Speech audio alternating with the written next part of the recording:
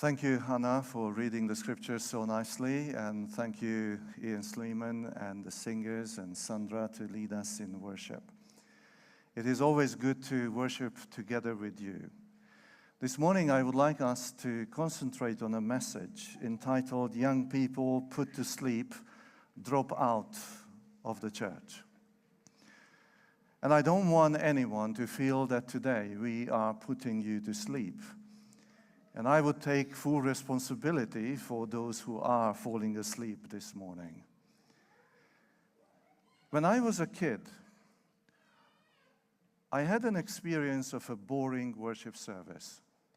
Went for a prayer meeting, and because in that church we had all our relatives, I knew the prayers of my relatives by word. And when the prayer meeting started, they asked us to kneel. So I knelt down, and I was listening to prayers, and I knew even the order of how people are going to pray in my church. And when my auntie started praying, I knew it was 6.5 minutes. So I leaned over my seat, and I fell asleep. I even had a dream. In my dream, I was running as fast as I could.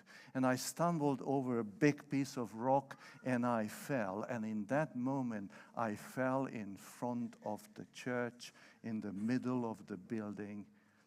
And then everyone's eyes were opened, and they saw me lying down on the floor. It was one of the most embarrassing worship services to me I ever attended.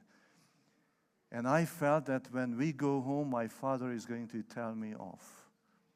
My father pulled me aside and asked me one question. Was it that boring? And it stayed with me. Are we here to make worship services boring to our young people, to our kids?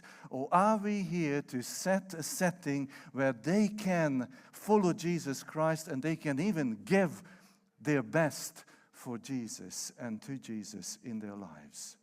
If we go to the Word, Acts 20, verses 7 to 9, it reads that on the first day of the week we came together to break bread. You know, in the first century Christian church, sometimes breaking the bread and communion, agape meal and communion, sometimes linked together. And they wanted a good fellowship. Paul spoke to the people, and because he intended to leave the next day, kept on talking until midnight, and this was only half of his sermon. You will see. So over here, speaking to people, that's what Paul had on his heart, saying, I'm collecting offerings for our brethren in Jerusalem, because there was a big earthquake in Jerusalem, and I'm about to go there, but I'm stopping by. I would like to encourage you. I would like you to feel that something is happening. And by the way, what Paul is doing here is a very interesting New Testament portray of what Jesus was doing in the Gospels. It seems that Luke, as he's writing the first volume of his writing in the Gospel of Luke, now he puts a similar story in the second volume, the book of Acts. Like Jesus, Paul traveled to Jerusalem with a group of disciples. Then, like Jesus, he was opposed by hostile Jews who plotted against him and wanted to kill him.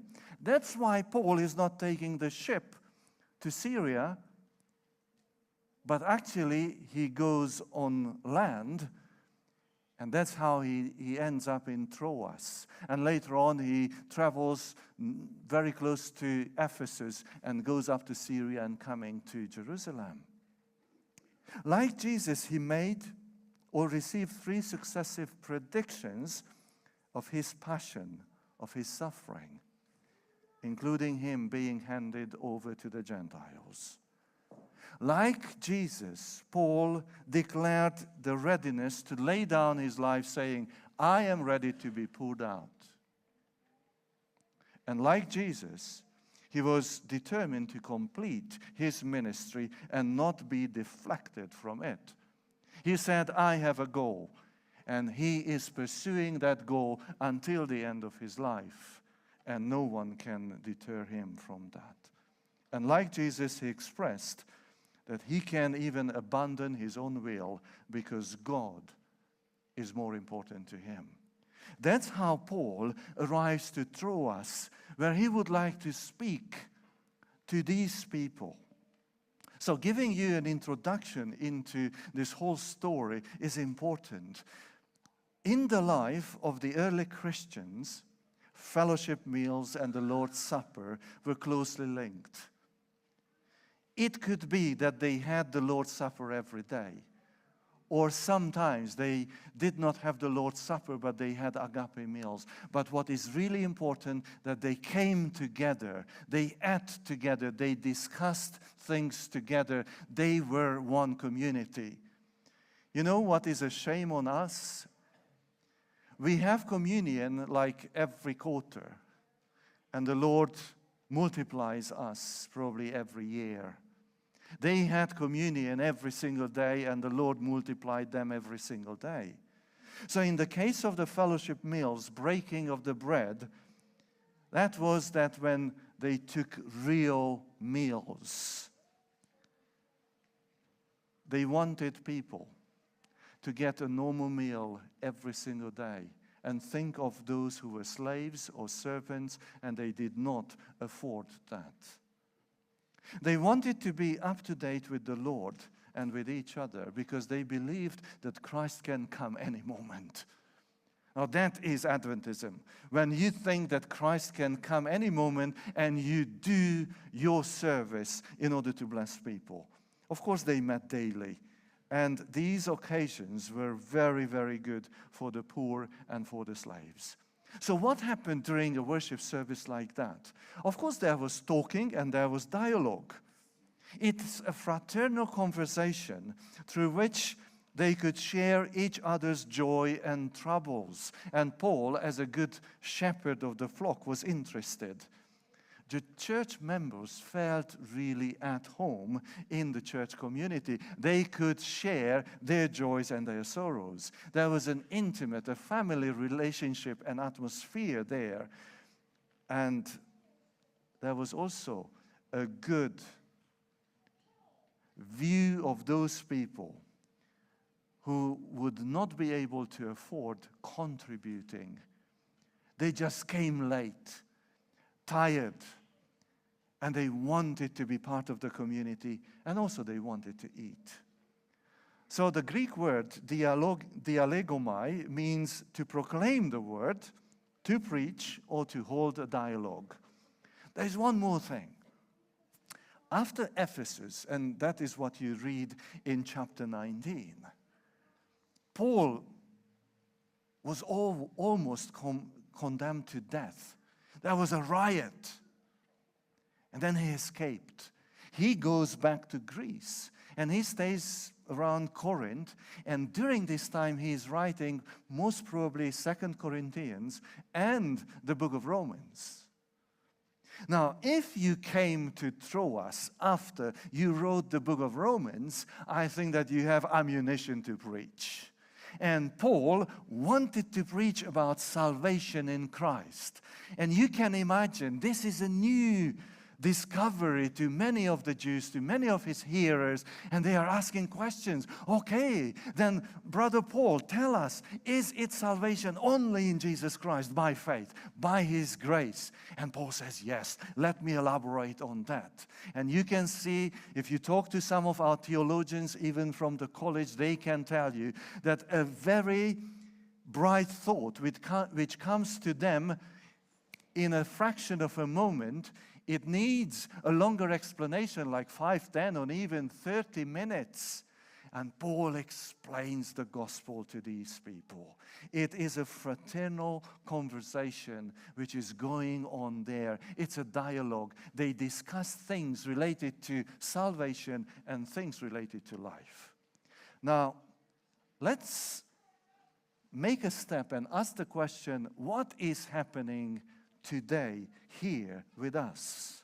What's the current situation? And what can be the foreseeable future for our church? Because we are Seventh-day Adventists. We also believe that Christ's coming is very near. There is a problem. Look at this picture.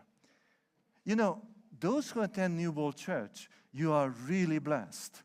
Because this is quite a large community. You feel like we are many.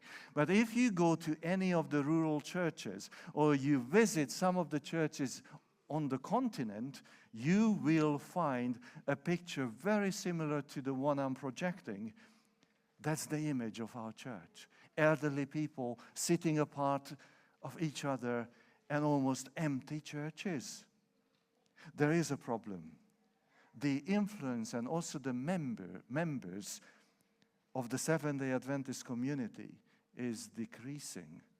Neither the Adventism we represent nor the community we live in is what is relevant and attractive to our fellow human beings in the neighborhood. The question should be asked, and it is valid. Who wants an Adventism according to the current conditions in Europe and also in England?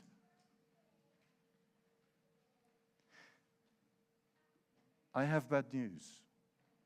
Adventism might die out if we do not pay attention.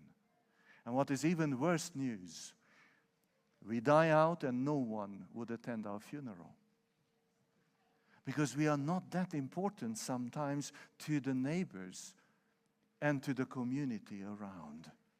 It seems that there is sand in the machinery of our community. God has called us to lead people to Christ by being a blessing to them. And how can we be a blessing to them? By going an extra mile. And then the next day you go an extra mile. And that's how people would think, wow, these people know God, because they do it, not only speak it. We should be stewards of God's grace of manifold.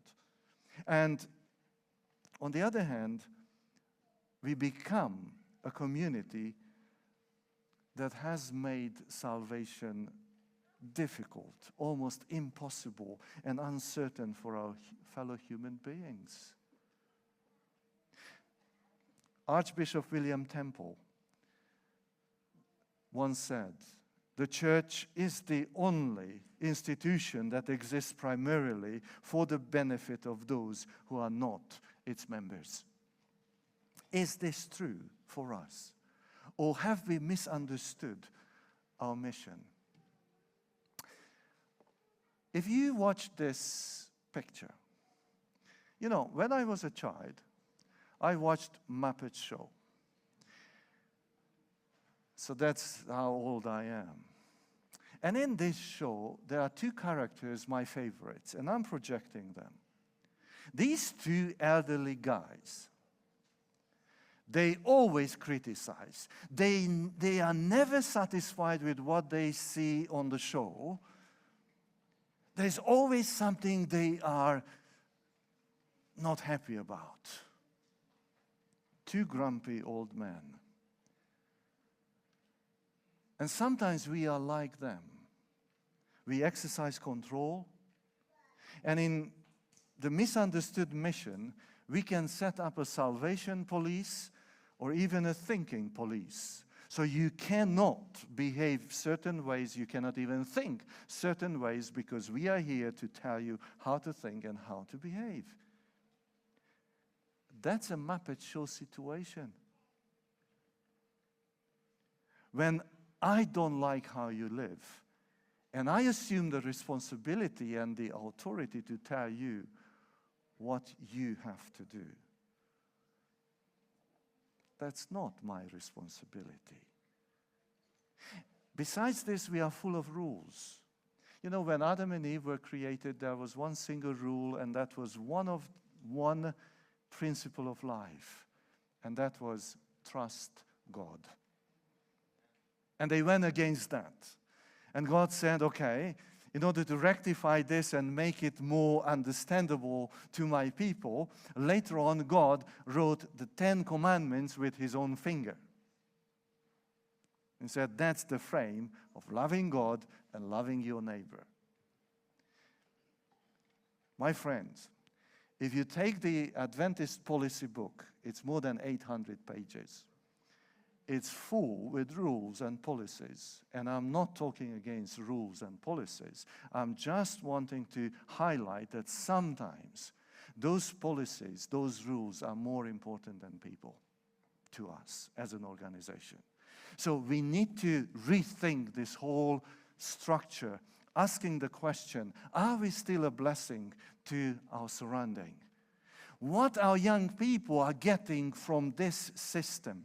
Is it beneficial to attend a worship service? Is it beneficial to them to be part of this worldwide movement? Because the closer you are to God, the less rules you need. My suspicion is that we run out of time.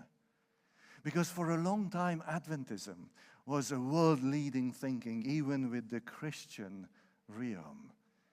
We were a rethinking movement. And what is now the situation? We are stuck in our fear-inducing, date-setting, arrogant, elite meme, theoretical Christianity.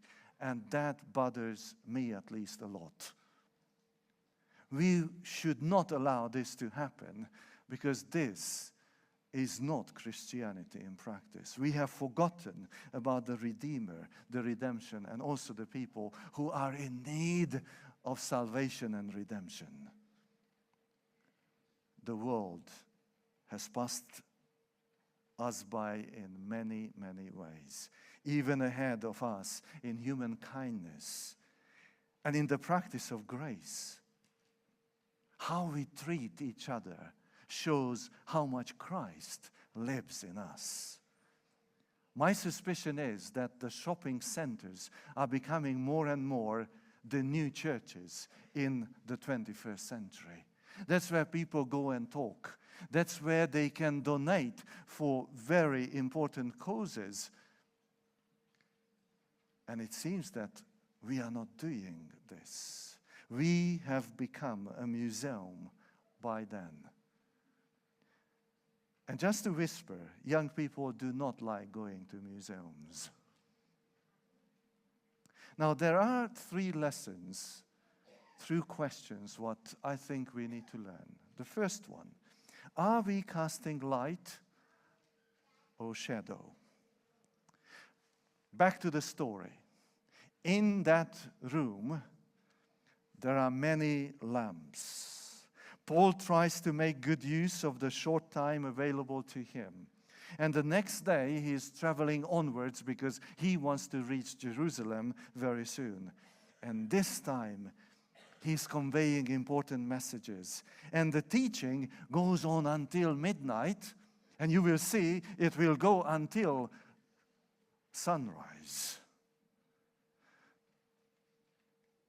Are we a speaking church only? Or are we a doing church? Our young people would like more doing than speaking in our congregation.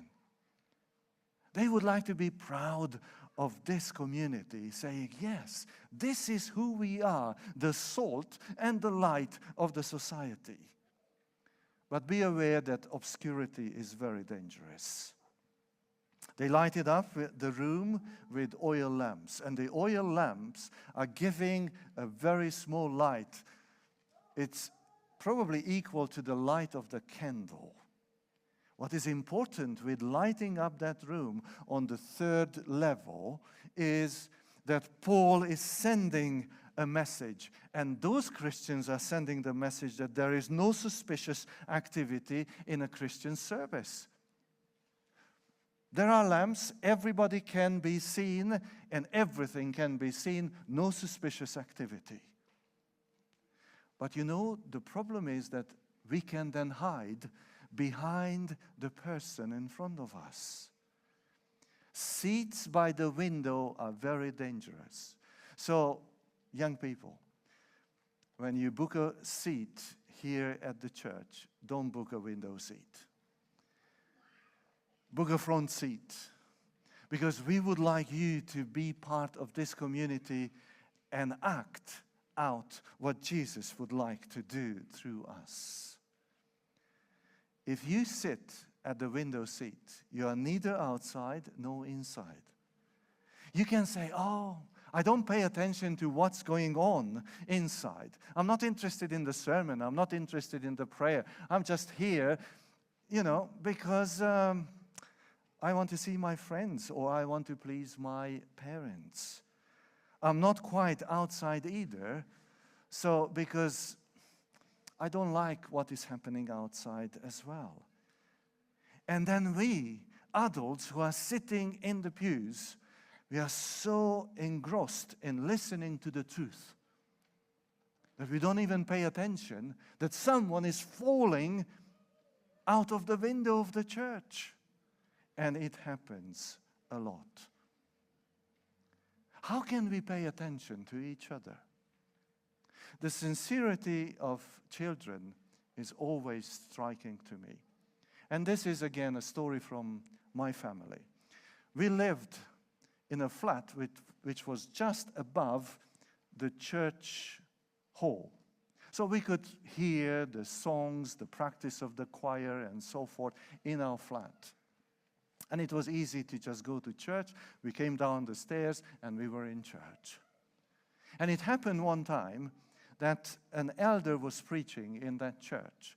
And my family, my wife and my daughter were attending that worship service. They came down from the flat. They were sitting there. And this elder was talking about the story when Jesus calmed down the sea.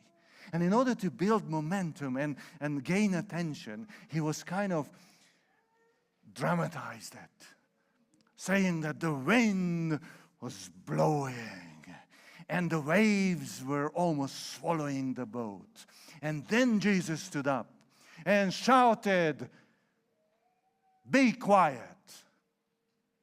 And he stopped. And in that moment, our daughter, with this little angelic voice, called out to the preacher saying, "Uncle Laszlo, please don't shout that loud because my little brother is asleep upstairs."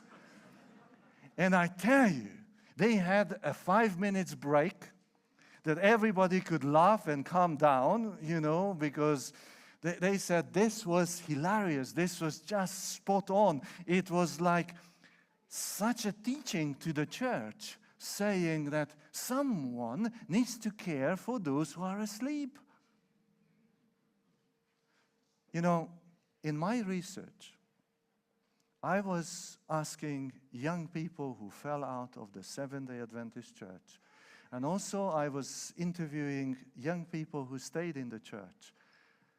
And it is so striking that as young people left the church because they did not feel this being a spiritual family to them, when I asked them if we would set up a practical, biblical community of new Adventism, would you help?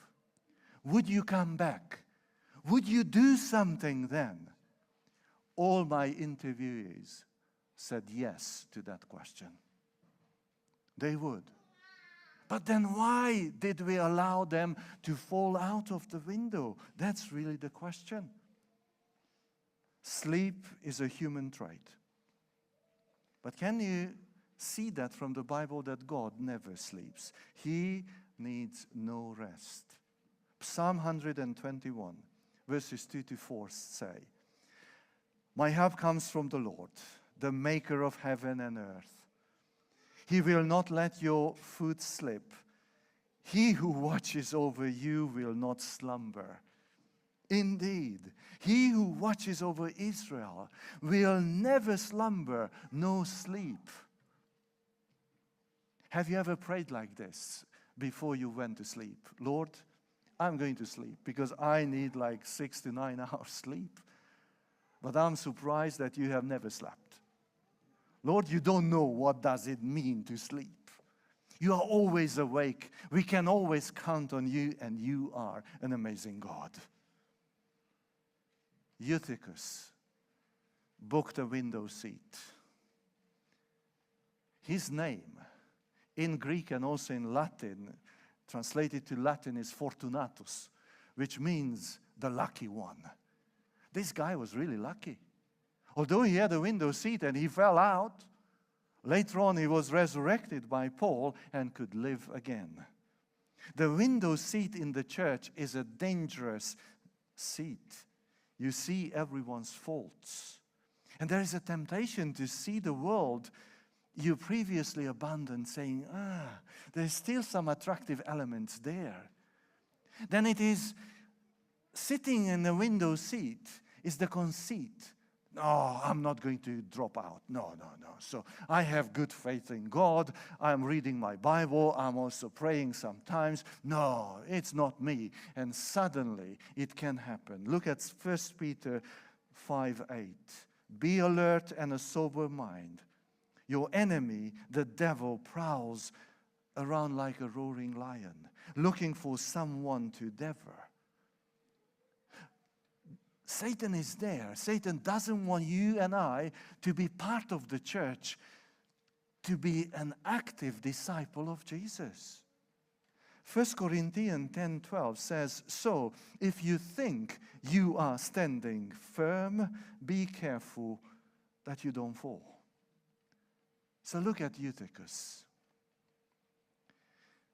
He might have been a servant, and he arrived tired to the worship service. Or maybe the social program of the previous Sabbath night with the young people went too long.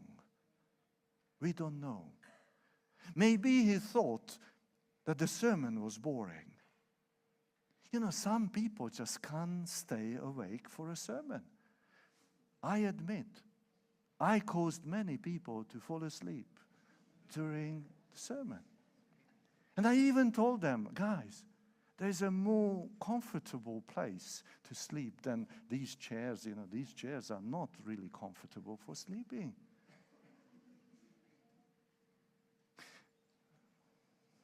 It brings me back a memory of reading about a pastor who wanted to keep people awake. His first elder, sitting in the first row, fell asleep all the time when he preached. Then the pastor got annoyed and went home and said, I need to find a good subject so this man is not going to fall asleep again. And he decided to preach next weekend about hell. He prepared the sermon. He had slides. He had visuals. He bought those smoke machines. And he put it next to the pulpit and placed it in the auditorium. And the push of a button, you know, smoke came out. You could smell hell. And then he looked, and the guy was asleep again. And then he, moved by the Spirit, wanted to make an altar call, an appeal. And then he said, brothers and sisters, all those who want to go to hell, please stand up now. The elder woke up at stand up now. And he stood up. And everybody looked at him and laughed. Then the elder said, Pastor, I don't know what we are voting for just now, but I can see that you and I are for it. Because the pastor was standing as well. You see, that's our problem.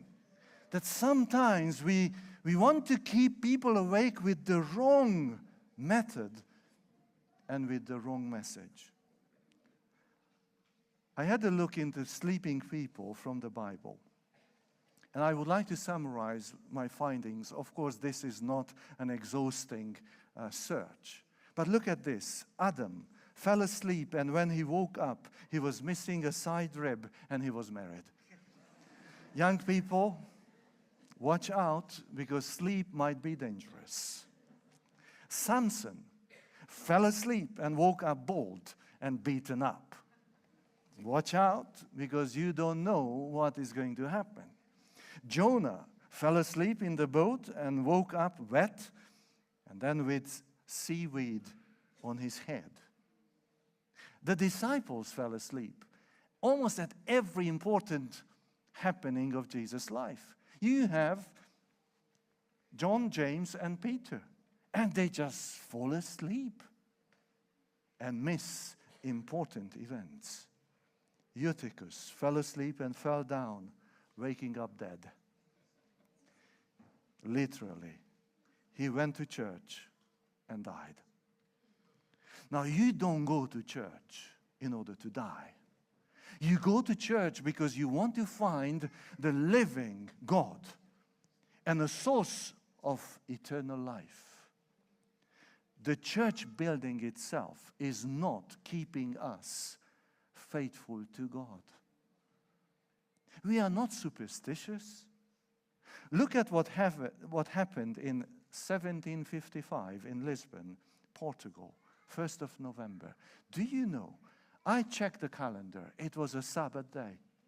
Exactly at 9:30 when Sabbath school should start, there was an earthquake. And 30,000 people died. And that's 1/3 of the population of Lisbon at that time. Even more people died after that because of a tsunami. Do you know why these people died, the 30,000? Where they were? They were all in church buildings. They believed that if they run into a church building, the church building is going to keep them alive. The church buildings collapsed. And they died there. I know people who have a Bible in the glove box of their car, believing that the Bible is going to save them from accidents. No. No. The Bible does not have that function. The Bible in your hand, in your mind and in your heart, has the function of implanting Jesus Christ in your life. And thirdly, we need to ask the question, what happens to the youth put to sleep? I had a professor at the seminary who called this Eli effect. You remember Eli, the high priest of Israel. Samuel was one of the servants in the temple. And God called Samuel, Samuel! And Samuel woke up, ran to the high priest saying, I'm here. What did the high priest do? Sent Samuel back to sleep. That's the Eli effect. The Holy Spirit can wake our young people up. They can come with new initiatives. They want something practical to happen that we can touch people's lives, and we adults, we send them back to sleep. Oh, you are too young to do that. What happens with the young people? Put to sleep, they fall out of the church. Eutychus was the lucky one because Apostle Paul was in there. His fall awakened the entire congregation. Everything immediately turns upside down in that church. Paul does not continue to preach. He finished his sermon, or at least he paused, and he went down. And look what the Message Bible tells. In Acts 20, verses 10 to 12, Paul went down, stretched himself on him, and hugged him hard. No more crying, he said. There is life in him yet. It's like a New Testament Elijah. What Elijah did with the son of the woman, of the widow from Zarephath. That is what Paul is doing. And then he says, there is life in him. My brothers and sisters, especially adults, the message to us, there is life in our young people. Do not allow them to fall out of the window of our church. And if anyone has left this church already, let's get up and go after them. Invite them back, because this is a spiritual home to them. God's Spirit is in them. God's Spirit has never left them. And what they learned here, most probably they want to live it out there, but we need them. Otherwise, we die out. They are precious to us. Eutychus died and got resurrected. Luke is a doctor. And if he says that Eutychus died, then he died. Paul went down, threw himself on the young man, and put his arms around him. Don't be alarmed, he said. He's alive. Then he went upstairs again and broke bread and ate. After talking until daylight, he left. The people took the young man home, alive, and were greatly comforted. He put his arms around this young man. The church brought this young man home. You get the message. How many times can we do this with our young people?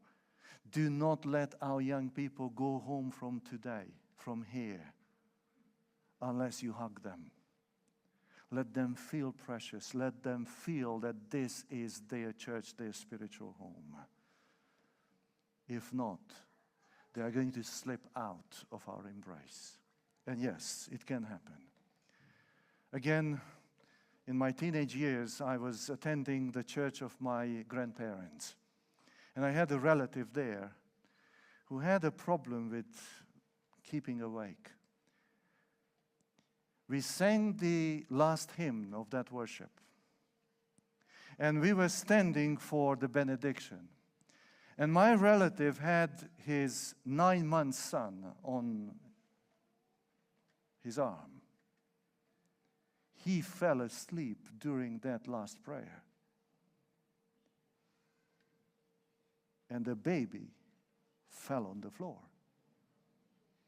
He woke up when the baby started crying. And of course, he picked the baby up immediately.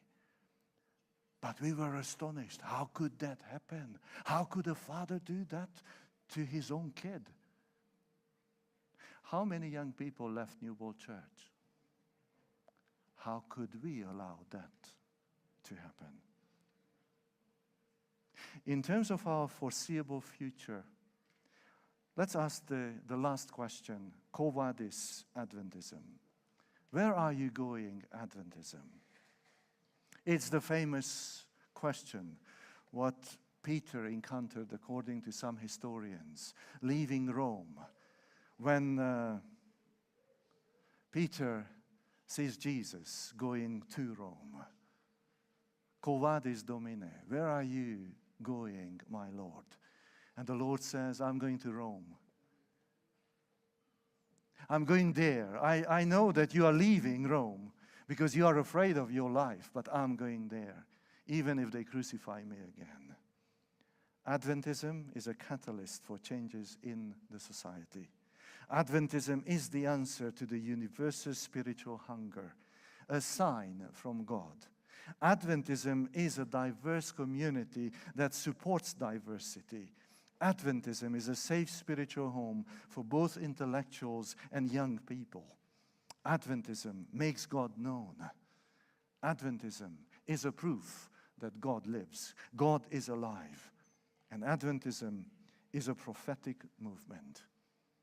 Let me finish with this. It is possible. During COVID times, I was watching a series of films called New Amsterdam. And I would like to suggest that we may also watch, especially the first series, seeing this director of this hospital changing the mentality of the staff of the whole hospital.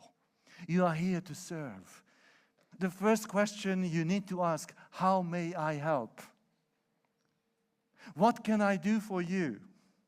I'm here to help. That's the mentality. And when the medical doctor director got throat cancer and he fainted, taken by a helicopter to his own hospital, it's a moving scene when you watch how his own staff gathers around him and want to save him because he's a good guy. We cannot afford losing him.